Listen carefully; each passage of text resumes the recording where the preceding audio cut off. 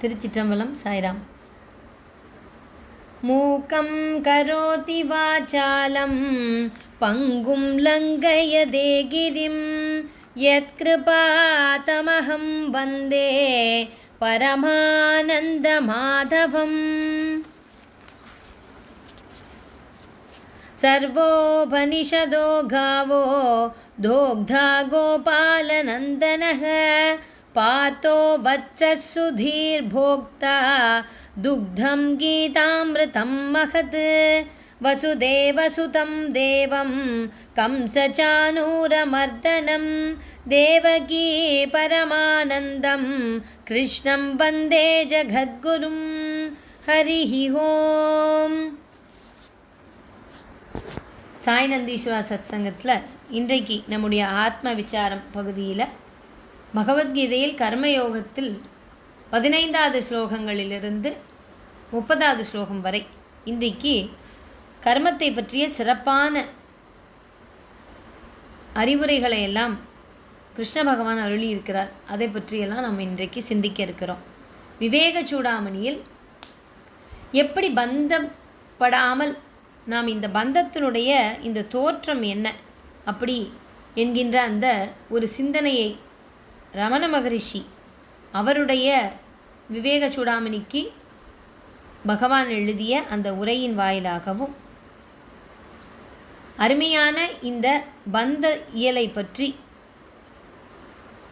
அதனுடைய ஆழம், அதனுடைய தாக்கம், இந்த சம்சார சாகரத்தில் நாம் உழன்று கொள்வதற்கு தோற்றமும் முடிவும் இல்லாது இந்த உயிர்கள் பிறப்பும் இறப்பையும் பிணிகளையும் துக்கங்களையும் தொடர்ந்து அதை அனுபவிப்பதற்குண்டான அத்தகைய ஒரு மிகவும் பலமான ஒரு அந்த சம்சார சாகரம், அதை பற்றிய அருமையான ஸ்லோகங்களை 145, 146, 147 இந்த 3 ஸ்லோகங்களில் ஆதிசங்கர பகவத் பாதாள் விளக்கியிருக்காங்க. இதையெல்லாம் தான் நாம் இன்றைய பகுதியில் சிந்திக்க இருக்கிறோம். திருச்சிற்றம்பலம். முதலாவதாக பகவத்கீதை. சென்ற பகுதியில் முறைப்படி செய்யும் கர்மம் யஜ்ஞமாகிறது. அந்த யஜ்ஞத்தினுடைய பலன் சூக்ஷ்ம வடிவம் எடுக்கிறது. அது அந்த கர்மத்திற்குண்டான பலனை நாம் அனுபவிக்கிறோம். அது அபூர்வமானது. இந்த சிந்தனைகளையெல்லாம் நாம் சிந்தித்தோம். சுவாமி சித்பவானந்தருடைய அருள்மொழியின் வாயிலாக. அது மட்டுமல்ல, யஜ்ஞம் என்பதில் 5 வகையான யஜ்ஞங்களையும் அவர் நமக்கு எடுத்து காண்பித்தார். தேவ யஜ்ஞம், ரிஷி யஜ்ஞம், பித்ரு யஜ்ஞம், நர யஜ்ஞம், பூத யஜ்ஞம் என்று 5 வகையான அந்த யஜ்ஞங்கள், அதனுடைய அந்த வகைப்பாடுகள், உதாரணங்கள் இவற்றையெல்லாம் சிந்தித்தோம். இன்றைக்கு 15வது ஸ்லோகத்திலிருந்து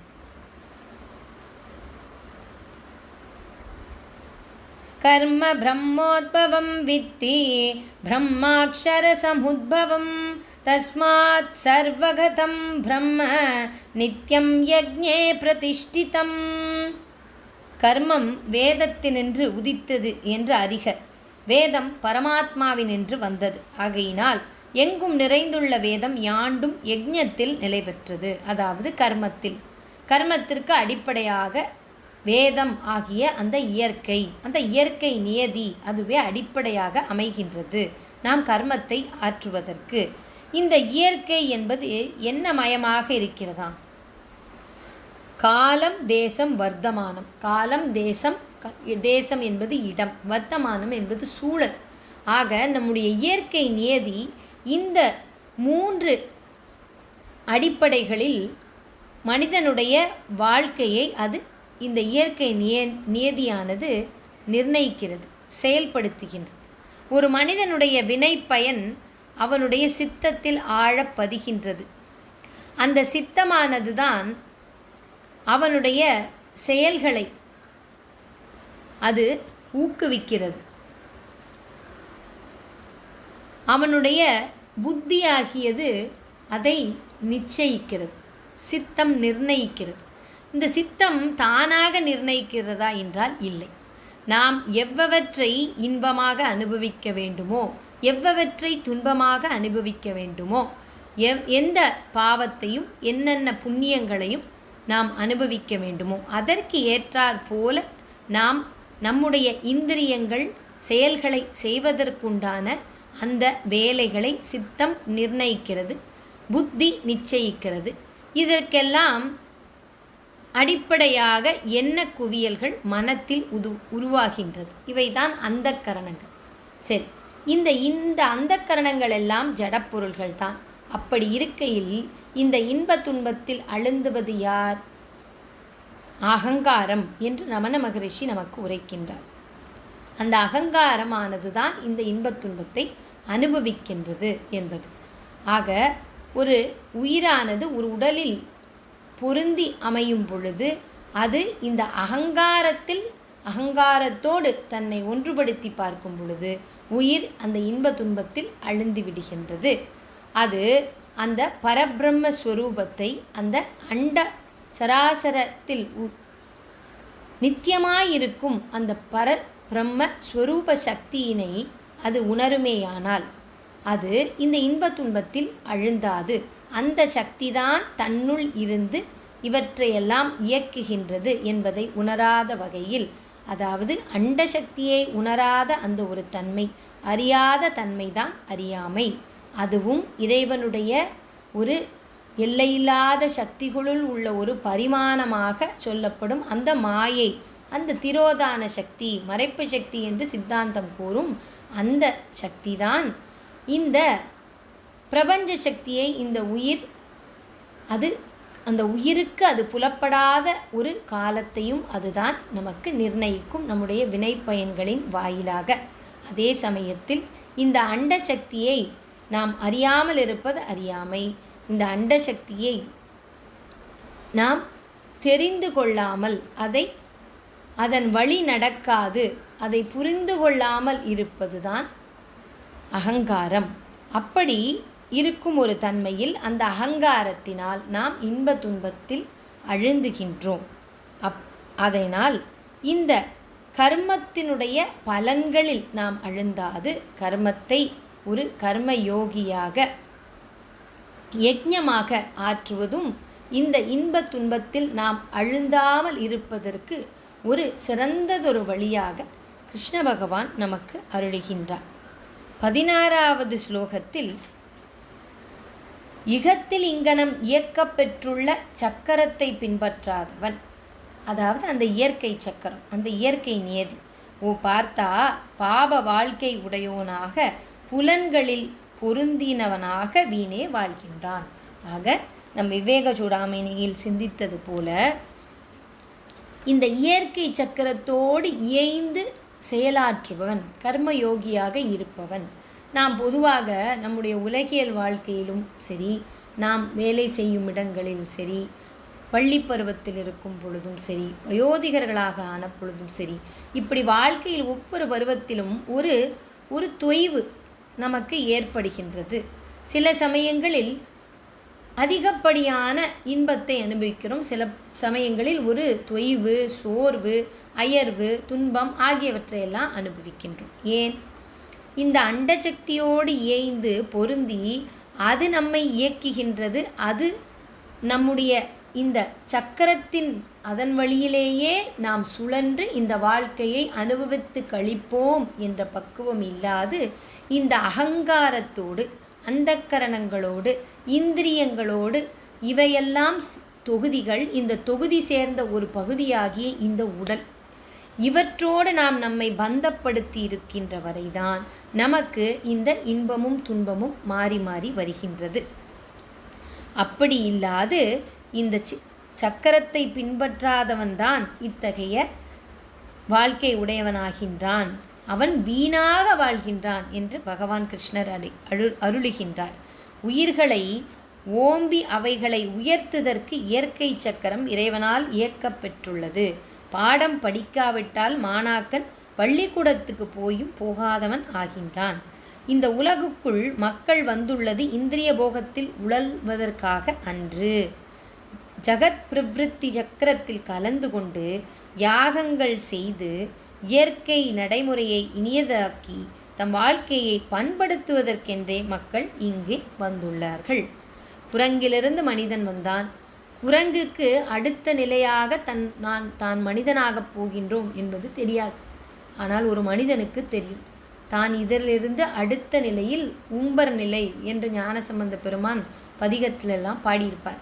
அப்படி இதற்கு அடுத்த தேவர் நிலை, அதற்கு அடுத்த நிலை என்று நாம் மேலே மேலே இன்னும் செல்வதற்குண்டான ஒரு அற்புதமான வாய்ப்பு இந்த மனித வாழ்க்கையில் நமக்கு கிடைத்திருக்கிறது என்பதை இந்த மனித பிறவி நமக்கு உணர்த்துகின்றது.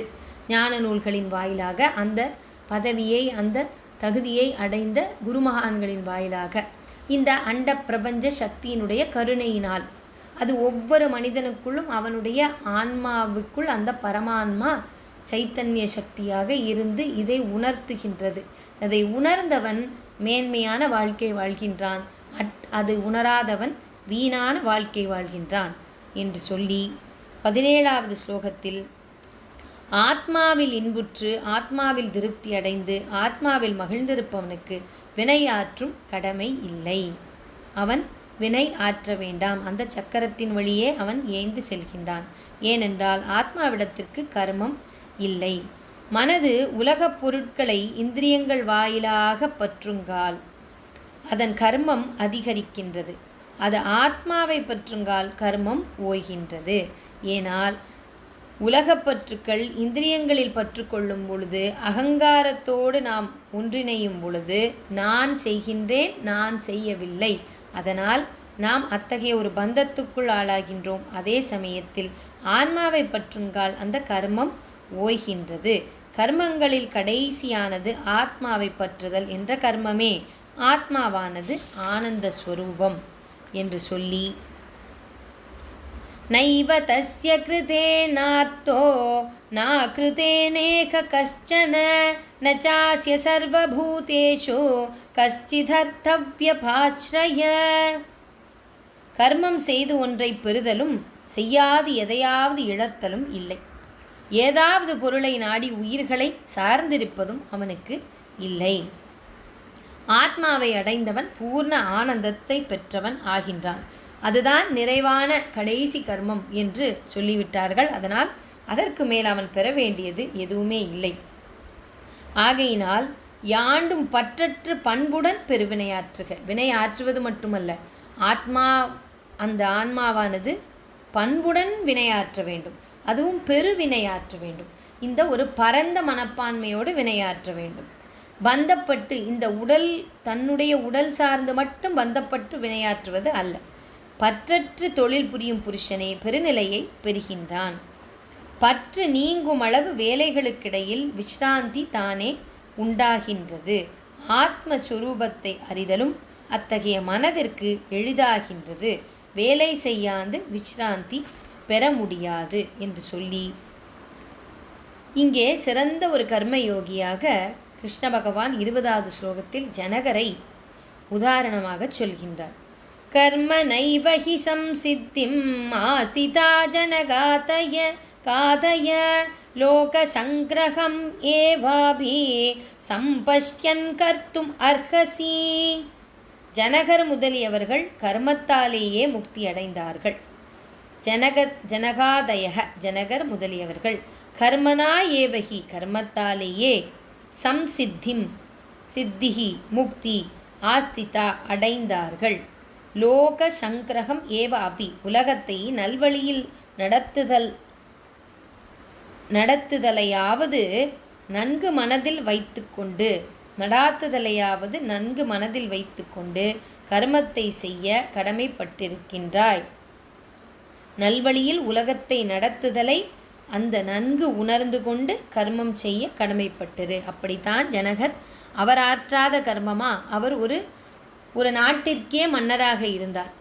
அத்தகைய ஒரு நிலையிலும் அவர் இந்த அண்ட சராசரத்தோடு, அண்டத்தில் உள்ள அந்த பேரண்டத்தில் உள்ள சக்தியோடு இயைந்து, அந்த சக்கரத்தோடு இயைந்து அவர் கர்மத்தை ஆற்றியிருக்கின்றார்.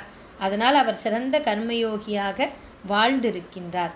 ஜனகர் அஸ்வபதி முதலிய ராஜரிஷிகள் ராஜ்ய பரிபாலனம் என்ற நானாவிதமான கர்மங்களில் பிரவேசித்திருந்தனர். நன்கு அரசாளுதலோடு அவர்களுடைய வாழ்க்கை நின்றுவிடவில்லை.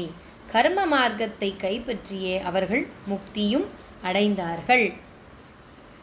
யத்யதாசரதி ஸ்ரேஷ்டஹ தத்ததேவதரோ ஜனஹ சயத் பிரமாணம் குருதே லோகஸ்ததனு வர்த்ததே. மேலோன் எதனை செய்கிறானோ அதையே மற்ற மனிதர்கள் பின்பற்றுகின்றார்கள். அவன் எதை பிரமாணமாக்குகின்றானோ அதையே உலகமும் அனுசரிக்கின்றது. பொதுவாகவே உலகத்தில் பதவியில், மற்றைய கல்வியில், வளமான ஒரு செல்வத்தில், ஒரு தலைவனாக, இப்படி பல்வேறு துறைகளில் நிலைகளில் உயர்ந்தவர்களை மற்றையவர்கள் பின்பற்றுகின்றார்கள். அவர்களுடைய வெற்றிக்கு, இந்த உயர்ந்த நிலைக்கு எது காரணம் என்று.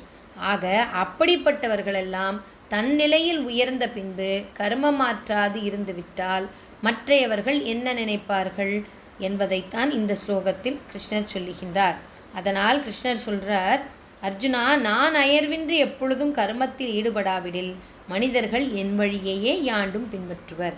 எத்தனையோ தவசீலர்கள், யோகிகள், மகரிஷிகள் எல்லாம் தாம் அந்த அண்டசக்தியோடு பொருந்திய அந்த ஒரு ஞானத்தை, வியாபகத்தன்மையை தாம் பெற்ற பின்பும், இந்த உடல் பந்தத்திலிருந்து விடுபட்ட பின்பு அவர்கள் தவத்திலேயே அழுந்திவிடவில்லை, தவத்தை மட்டுமே மேற்கொள்ளவில்லை. உலகியல் வாழ்க்கைக்கு வந்து மற்ற சராசரியான வாழ்க்கை வாழும் மற்ற மனிதர்களுக்கும் அவர்கள் பலவிதமான ஒரு உதவிகளை, அவர்கள் படிநிலையில் முன்னேறுவதற்கும், அவர்கள் வாழ்வியலில் அவர்கள் பண்புடையவர்களாக இருப்பதற்கும் அவர்கள் பெரிதும் பல ஸ்தாபகங்களையெல்லாம் நிறுவி அவர்களுக்கு அறிவுரைகள் மற்றும் வழிகாட்டுதல்களை ஆற்றியிருக்கின்றார்கள். அத்தகையர்களெல்லாம் கர்மயோகிகளாக இருந்து கர்மத்தை ஆற்றியிருக்கிறார்கள். அதற்கு சிறந்ததொரு கர்மயோகியாக இருந்தவர் பகவான் கிருஷ்ணர் என்பதை அவரே அர்ஜுனனிடம் இந்த ஸ்லோகத்தில் 23வது ஸ்லோகத்தில் உபதேசிக்கிறார். நான் கர்மம் செய்யாவிட்டால் இந்த உலகங்கள் அழிந்து போகும். ஜாதி கலப்புக்கும் நானே கர்த்தாவாகி மக்களை கெடுத்தவன் ஆகின்றேன். தொழில் புரியாதிருப்பது உயிர் வாழாதிருப்பதற்கு ஒப்பாகின்றது என்று சுவாமி சித்பவானந்தர் இந்த கர்மம் ஆற்றுவதற்குண்டான முக்கியத்துவத்தை மீண்டும் வலியுறுத்துகின்றார். அருமையான ஒரு 25வது ஸ்லோகம். சக்தா கர்மண்ய வித்வாம்சோ யதா குர்வந்தி பாரத குர்யாத் வித்வாம்ஸ் ததா சக்தஹ சீகீர்ஷுர்லோக சங்கிரகம். பார்த்தா பற்றுள்ளவராய் பாமரர் கர்மம் செய்வது போல பண்டிதர்கள் பற்றில்லாத பாரினில் பெருநெறி புகட்டுவதற்கு பொருட்டும் கர்மம் செய்ய வேண்டும். பற்றில்லாத எப்படி கர்மம் செய்ய வேண்டும் என்பதை யாரிடமிருந்து கற்றுக்கொள்வோம்? பெரிய யோகிகளிடமிருந்து, பெரிய தவசீலர்கள், பெரிய மாமனிதர்களிடமிருந்தான், பண்டிதர்களிடம் இருந்துதான் நாம் கற்றுக்கொள்ள முடியும். வினைப்பயனை அனுபவிக்க வேண்டும் என்ற ஆசையானது பாமரரை கர்மத்தில் தூண்டுகின்றது. ஞானிக்கோ ஆசை கிடையாது. ஆயினும் அவன் ஓயாது வினையாற்ற வேண்டும். சான்றோரை பின்பற்றி இந்த உலகம் நல்வழிக்கு வருதல் அதனால் விளையும் சீரிய பயனாகும். அதனால் என்ன பயனாகின்றது? இந்த உலகமானது நல்வழிக்கு வருகின்றது. ஞானியானவன் கர்மபற்றுள்ள அஞ்ஞானிகளிடத்து மனக்கலக்கத்தை உண்டு பண்ணல் ஆகாது. எல்லா கர்மங்களிலும் தானே ஈடுபட்டு கொண்டு மற்றவர்களையும் ஈடுபடுத்த வேண்டும். தேகம் எடுத்த ஒருவன் கர்மம் செய்யாது வாழ்ந்து விட்டால், வீணாக வாழ்ந்து விட்டால், அதைவிட மேலானது பற்றுடன் கர்மம் செய்வதாம். பெரும்பான்மையோர் பற்றுடையவராக இருத்தலால் தான் கர்மம் செய்ய வல்லவராய் இருக்கின்றனர். அந்த பற்றும் இல்லை, ஏதோ ஒரு பலனை எதிர்பார்த்து அவர்கள் இல்லை என்றால் அவர்கள் கர்மமே செய்யாது இருந்து விடுவார்கள். ஆகையினால் கர்மம் செய்யாமலே இந்த உலகத்தில் உள்ள சாமானியர்கள் இருப்பதற்கு ஒரு பற்றுதல், ஏதோ ஒரு பற்றுக்கோடோ ஒரு பலனை எதிர்பார்த்து கர்மத்தையாவது செய்தால் அது நன்று என்றுதான் சொல்லுகின்றார். ஞானியர்கள் தீவிரமாக கர்மத்தில் ஈடுபடுவதை பார்த்து மற்றவர்கள் இகலோக வாழ்க்கையை பலப்படுத்த முயலுவார்கள்.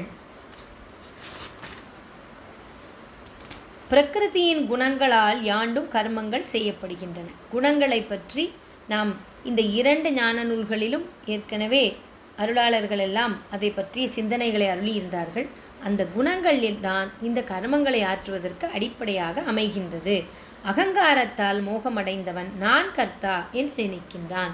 ஆக நம்முடைய ரமண பகவான் சொன்னது போல, எப்பொழுது ஒருவன் நம்முள்ளிருந்து இயக்கும் ஒரு சக்தி இருக்கின்றது, அதனால்தான் இந்த காரியங்கள் எல்லாம் நடைபெறுகின்றன என்பதை உணராது அவன் அகங்காரத்தில், அகம் என்கின்ற அந்த ஒரு பாவத்தில் அவன் தன்னை இணைத்து கொள்கின்றானோ, அந்த ஒரு தருணத்தில் அவன் எல்லாவற்றையுமே நான் செய்கின்றேன், இல்லை நான் செய்யவில்லை என்று அவன் தன்னை நடுநிலைப்படுத்தியே அவனுடைய வாழ்க்கை செல்லுகின்றது.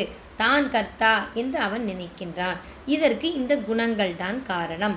சத்வம், ரஜஸ், தமஸ் என்ற முக்குணங்களால் ஆகிய பிரகிருதி அல்லது இயற்கை கர்ம சுரூபமானது. பிரகிருதி வேறு ஆத்மா வேறு என்று அறியாதவன் அஞ்ஞானி. தனக்கு புறம்பான ஒன்றை தன்மயமாக கருதுதல் தான் அகங்காரம். ஆக இந்த காரியங்களெல்லாம் தன்னால் நடக்கின்றது என்பது நினைப்பது தான் அகங்காரம். அப்பொழுது அவனுக்கு உள்ளிருந்து இயக்கும் அந்த பிரபஞ்ச அண்ட சக்தியை, அந்த பரபிரம்மஸ்வரூபத்தை, பரம்பொருளை அவனால் உணர முடியவில்லை. அப்படி ஒரு நிலையில் பெருந்தோளுடையாய் குண கர்மத்தின் தத்துவ ஞானியோ குணங்கள் குணங்களில் பிரவர்த்திக்கின்றன என்று அறிந்து பற்று வைப்பது இல்லை. அதாவது குணங்களின் தாக்கம் கர்மத்தில் இருக்கக்கூடாது என்று 28வது ஸ்லோகத்தில் சொல்லுகின்றார். பிரகிருதியின் குணங்களால் மோகமடைந்து குணங்களின் தொழில்களில் பற்று வைக்கின்ற மந்த புத்தியினரை தெளிந்த அறிவுடையோர் கலங்கும்படி செய்யல் ஆகாது. 30வது ஸ்லோகம். மயி சர்வாணி கர்மாணி சமன்யஸ்யாத் யாத்மசேதசா நிராசீர் நிர்மமோ பூத்வா யுத்யஸ்வ விகதச்வரஹ.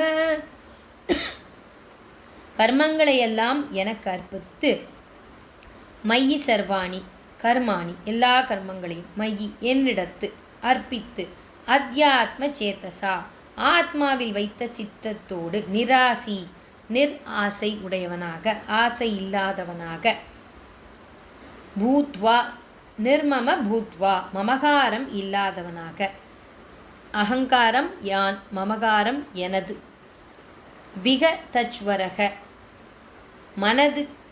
மன கொதிப்பு அற்றவனாய், யுத்யஸ்வ யுத்தம் செய் கர்மங்களையெல்லாம் எனக்கு அர்ப்பித்து சித்தத்தை சைத்தன்யத்தில் வைத்து ஆசையையும் மமகாரத்தையும் அகற்றி மனக்கொதிப்பின்றி போர் புரிவாயாக.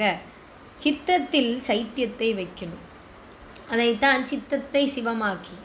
நாம் ஏற்கனவே இந்த சித்தத்தில் தான் நம்முடைய பூர்வ ஜென்ம வாசனைகள் எல்லாம் பதிந்திருக்கும். அதற்கேற்றாற்போல அந்த வினை பயன்களை, இன்ப துன்பத்தை ஏற்றதாற் போல தான் அந்த சித்தம் நம்முடைய செயல்களை நிர்ணயிக்கும்.